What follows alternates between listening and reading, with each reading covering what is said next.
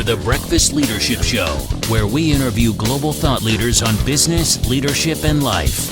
Here's your host, keynote speaker, best-selling author, and chief burnout officer of the Breakfast Leadership Network, Michael Levitt.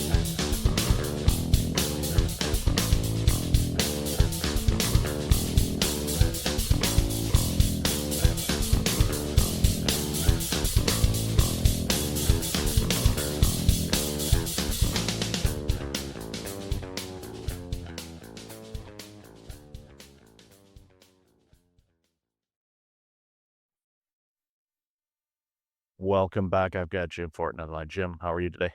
I'm doing great, and thank you so much for the invite today, Michael. I appreciate it. Thank you for spending some time with us today, because I think what we're going to talk about today is going to open up our eyes and our brains in many ways. So why don't you share a little bit about you, and then we'll jump into the conversation. Yeah, I've been in my field for 33 years now. I literally are pretty much the leader in the field of subconscious transformation. Not transformation, but subconscious transformation. We all live with this up from the subconscious level, not even knowing that we're doing it. This is science-based, it's proven, etc. We do what we do, and all of us look at our behavior. We do what we do based upon who we are. Now, many times in life, we're not getting the results that we want because we are not that type of person to get those results. So what I help people do, and I've done now for over 3 decades, is learn to rewire their brain and reprogram their subconscious mind against fundamental values, nothing moral, nothing religious, fundamental values of transformation and behavior to help them become the kind of person they need to be to create the outcomes that they want. I think what's beautiful about that is, the subconscious is, from my vantage point anyway, who we really are. And which is, it's such an interesting dynamic if you think about it. It's like who we really are, and we don't talk with it, or we don't connect to it as well as we could.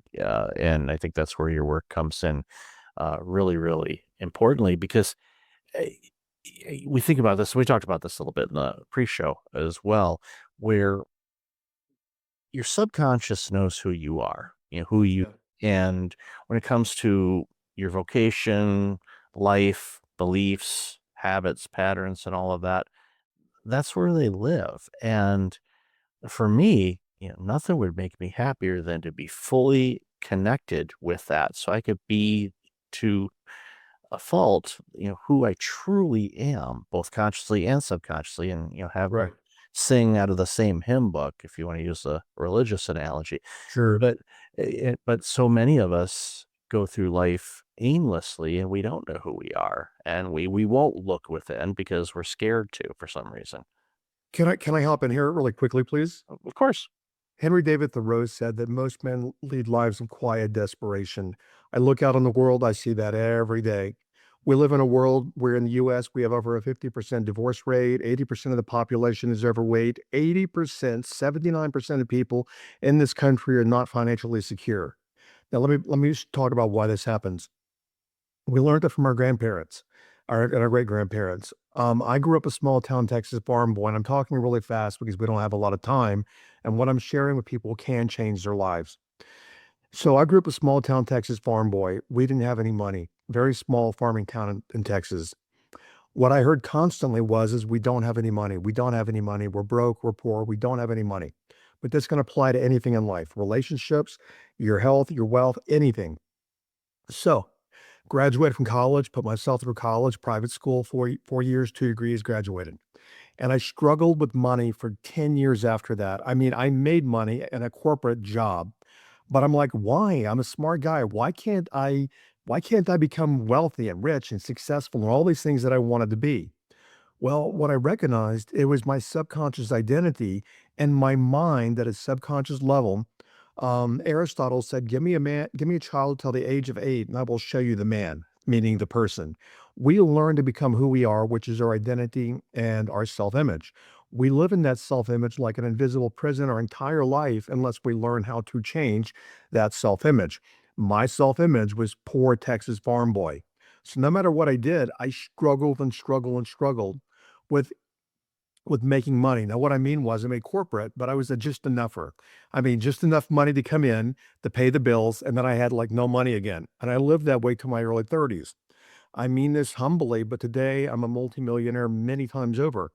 I learned that, you know what? I first have to, and this is not rah rah woo woo, I have to become wealthy in my mind, but specifically in my subconscious identity, because what we identify with is what we automatically do. This is why it's easy to do what you are and hard to do what you are not. Let me go on here for a second, please. Did you smoke today? No, you didn't smoke a cigarette, right? The reason why is you didn't do the behavior because you don't identify as a smoker. So, what you identify with is what you do automatically. And if you identify with being not good enough, people are going to judge me, I'll never be a success, money is a challenge, all these negativities, if we identify with that and we don't even know that we do because it's subconscious, that's an invisible prison we can't get out of no matter what we do. And that's why I trademarked the phrase "be to have." You gotta be before you can do, before you can have. It's critical to do that, and it reminds me of some of the teachings of the late Jim Rohn. He kinda talked about that, he talked about a lot of different things, but one of the things Sure. he chatted about in all the programs that he did was, and this is something that his mentor taught him, is like, well, if you wanna be a millionaire, well, you have to become a millionaire, and he wasn't talking about your bank account having, extra commas in it, but no, it was like you have to become the person to Right. be that person, and that was a very high level approach. I mean, obviously, you're is much deeper than that because it starts working with the subconscious kind of thing, and I think that's really important, and it reminds me as you were sharing that story of, some programming that I had growing up. My parents did a fairly good job of kinda shielding us. I mean, we were low middle class, quite frankly, early on Sure. in my life, and then things started to improve, and, they put me through college, and, I did all the stuff and have had I would define it a successful career and then left and reinvented myself again. Why? Because I had the confidence to do it. It's like, well, I've done this, I could do this too. But I Mainly, you had the identity to do it because so many people, if they grow up with a lot of trauma or chaos in the household, at a subconscious level, they learn that their whole life is about being protected and they've got to hide from people because that's their coping mechanism. So your parents apparently taught you as a kid, pick yourself up, dust yourself off, you can do things. But some people, they want to do things, but at the subconscious level, they're not what I call resourceful because they've learned at a young age that no matter what they do, they're not good enough or things won't work for them. And that's why they can't reinvent, which is what you did or what I did. I'm sorry to interrupt, but I wanted to toss that in. No, it's very important. And when I talk to, you know, old friends and or I talk to individuals that I haven't seen in a long time and I tell them what I'm doing and they said, "You've done so many different things." And, they have in their career path have chosen to, the path that they've chosen. And I'm not judging them. That might be their path and their subconscious and conscious definition of things. But ultimately, for me, it was I had, the interest of learning something different, a little bit of curiosity. And I think that, goes back to just, even my childhood and playing and doing different things and experimenting. I always joke about this. I wasn't good at science. And the only reason I passed science class was Mr. Burrell did not want to see me again. So I got that C, I ran with it, I am thankful for it, I got a diploma in high school, thank you so much, and thankfully, college, university didn't require any, science class in my program because we were good, but for me, now, as I've aged, I have a little bit more interest in that than I did before, and I find that, quite frankly, interesting for me, the things that I had 0 interest in before, now I'm intrigued by and I'm interested by, and I'm curious as to, from your vantage point, why would I be interested in things that I was never interested in before? Because you had the foundation of being, and I have to go back here to something you said. You had the foundation of a curious being.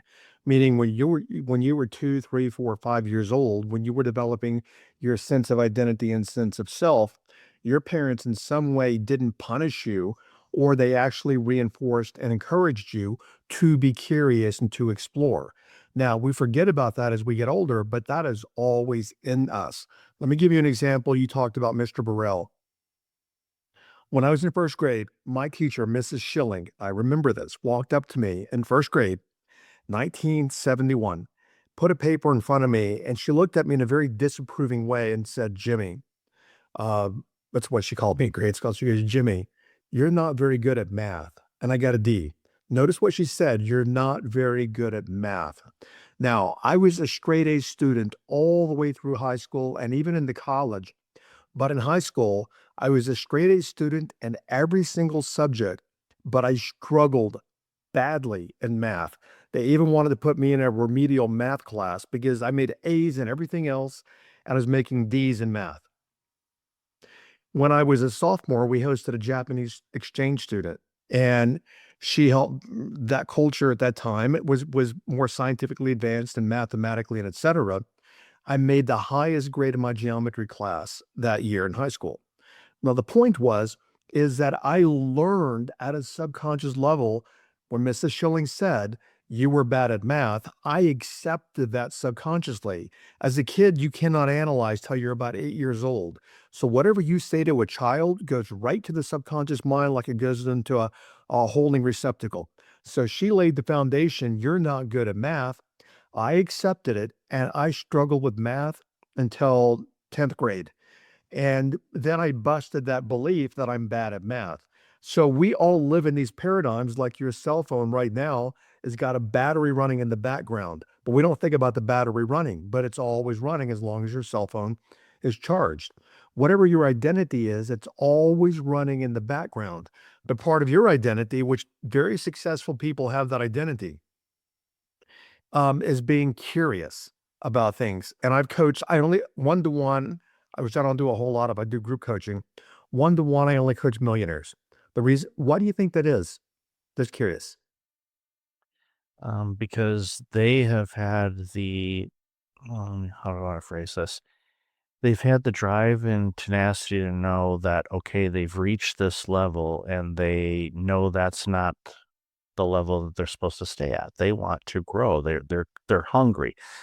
Just like you see pro athletes and other leaders that are really successful and launch several businesses. Why? Because there's something in there that they want to do. Sometimes it could be they're never satisfied, which is another arena. But Right. in many cases, they're like, okay, I I'm here and I want to stay here. Maybe there's an element of fear of them losing it. I don't know. It could be. I'm sure there's been people that you've run into that are really successful that are afraid that the rug's going to get pulled out, and their self-confidence issues and all of that are in there. But I'm curious what's the response?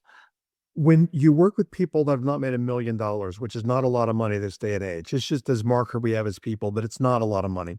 Here's the thing. When I work with people that are millionaires and they've made 2, 3, 4, 5, 8 million a year, when I say, okay, here's what we got to do. You got to do A, B, C, and D. Okay, Jim, boom, I'll do it. I've taken people from 2 million a year to 10 million a year in 18 months. But people that are struggling with money at the $100,000 range or $200,000 range will be, no, I can't do that. Let me tell you why. Reason number one, number two, number three, number four, number five. And I'm afraid people are going to judge me. I'm afraid I'm going to fail. I'm afraid if I'm more successful than my father, he's going to judge me and that I'm going to be better than him and they're going to reject me. It's a whole different mentality when you make money as opposed to when you don't have money. And it's all coming from the identity. So we have to always go back to who am I being? And being is called a characteristic, a way of being. We can be committed, we can be angry, we can be happy, we can be sad, we can be disciplined, we can be a visionary. There are many ways to be, but how you be will determine what you do. And I have to say this here to demonstrate, no question, the power of identity. Look at the world and look at the US right now. It is divided like never before. And you have people that identify as the kind of person on the right and people who identify as the kind of person on the left. It's all driven by identity, and we do the identity naturally because the identity is held in the brain also. It's psychologically, but the brain. And then we have habits around identity. Habits happen automatically. So what happens is we live the identity through brain-based habits. But then what happens is the analytical prefrontal cortex says, no, I don't want to be broke anymore. I want money. I want to be an influencer. I want a new home. I want a new car. Oh, yeah. I'm going to do it. And they never get there. Why? Like me 30 years ago, the identity pulls you right back down again into the initial identity. And I think that's such a great way to put it, because when we talk about the divide, and I agree with you, it's polarizing to the point where I could say, okay, this is a black pen, and No, it's not. yeah, it's Yeah. gray, or it's blue, or Right. if you're colorblind, who knows what it looks like to you. But it's and again, that identity thing comes into play, where if someone's against you, and it's as if they feel that their identity is being questioned. It's All of a exactly it, by the sudden, way. That's exactly. Their identity is being threatened, and their identity is their sense of safety and security. Boom, you nailed it. and then that's when amygdala shows up and says, "Hi, here I am."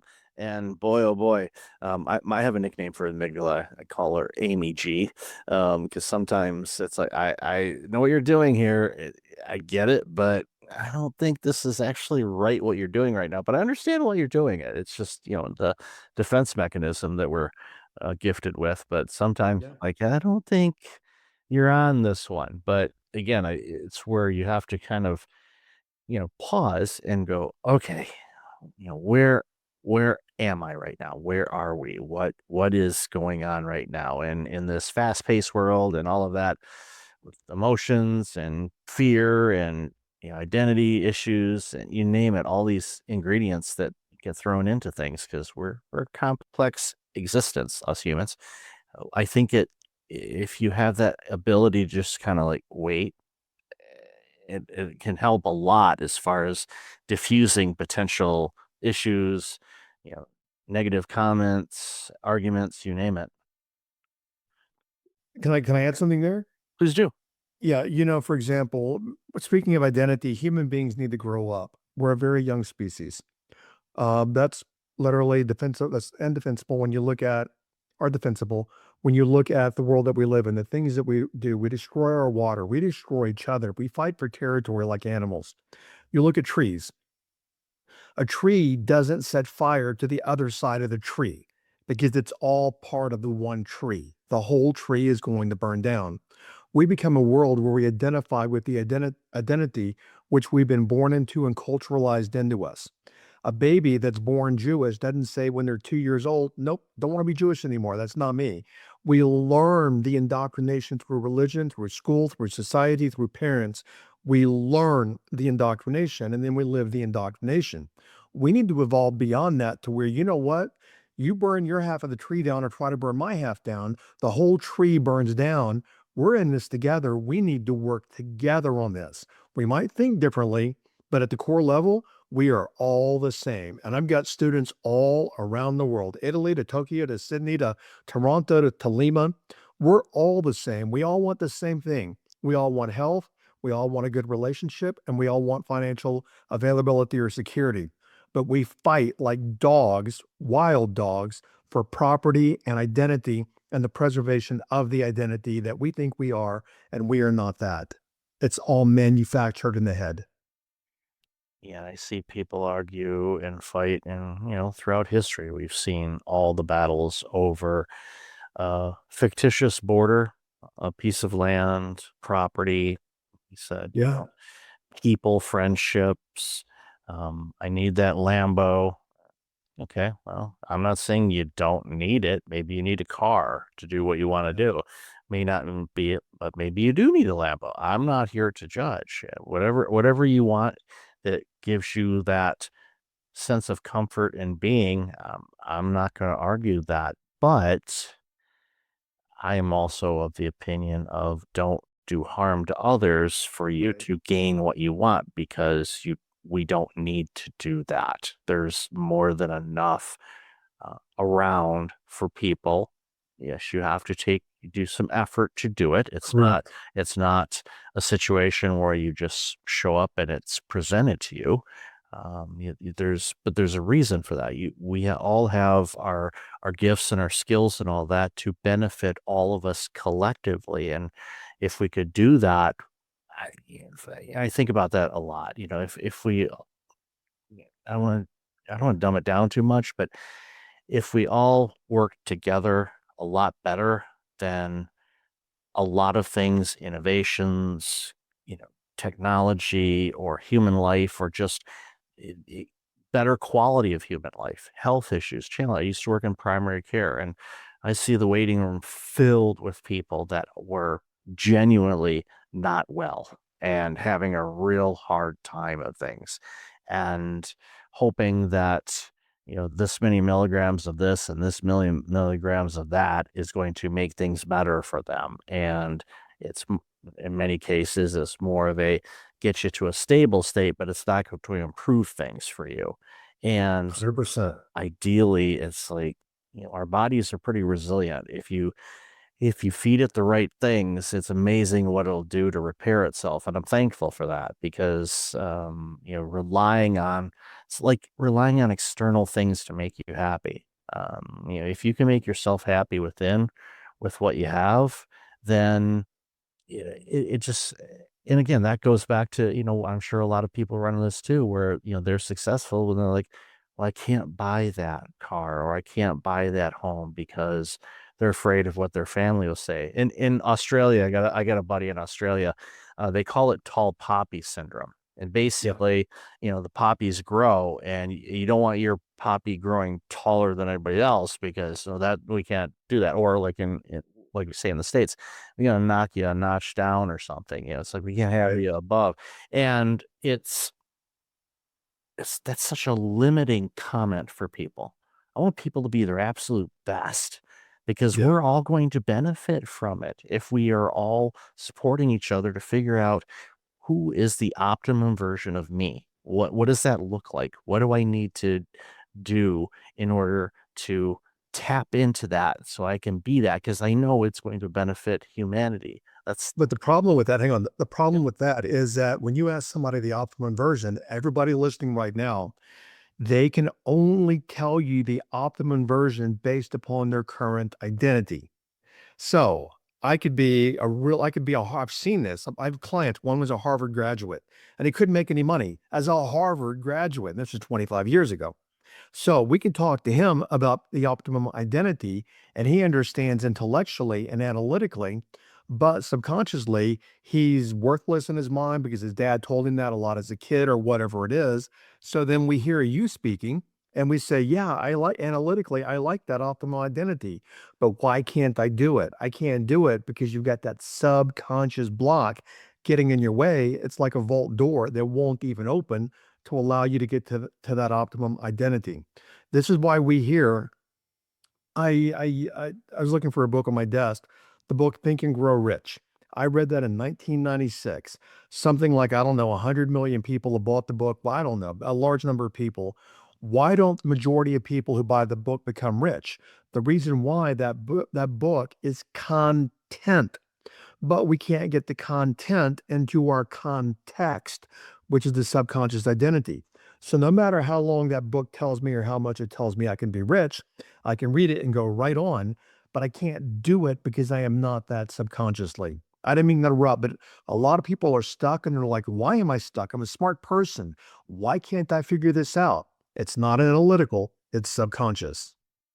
So for people that are dealing with that and they're really stuck, is there, what's the first step that they can do to kind of help? Obviously, reaching out to you would be a great step, but what would be kind of the first step that you walk people through to help them kind of get a little bit clearer on, quite frankly, who they are? Yeah, my podcast is actually in the top 1/10 of 1% of podcasts. I have millions and millions of downloads on my podcast. And the first 10 episodes are pretty foundational about habits and why our habits sabotage us, how the brain sabotages us, what the subconscious identity is, and basically talking about reprogramming the subconscious mind. You can find me on Apple or Spotify, Jim Fortin, Fortin, Transform Your Life from the Inside Out. And I named it that because everything comes from the inside to the out, but we learn to work backwards from the outside to the in. And then we wonder why we're not getting what we want.